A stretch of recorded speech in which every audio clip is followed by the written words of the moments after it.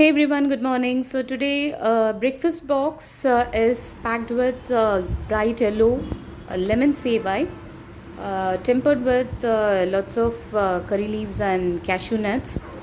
On top I add more cashew nuts, cooked, yes.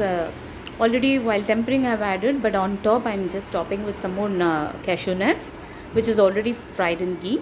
And I'm giving some steamed broccolis, which are just blanched in hot water with some little salt. Don't overcook the broccolis to retain the complete nutritional value.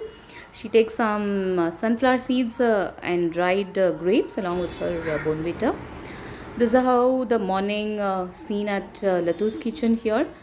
And for us, yes, with some tomato pickle and the same regular breakfast goes in along with in case if you're on a protein diet, either it will be some sundal or sometimes protein biscuit goes in, and for me it is leftover soya chunks along with the lemon sevai.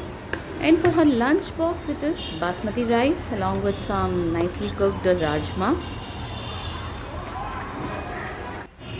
We avoid taking basmati because it is having a high glycemic, so for us I cook separate brown rice. While I don't have any health issues, but I try to be cutting down on my simple carbs, rather include more of complex. And for her snack box it goes some salads, tomatoes and crunchy cucumbers along with baby oranges. They are quite sweet, so I'm not giving her more dessert today. Oranges should do. And for some crunch today, of course, roasted papad, tawa roasted papad, no oily fried papad. Hope this you find it useful.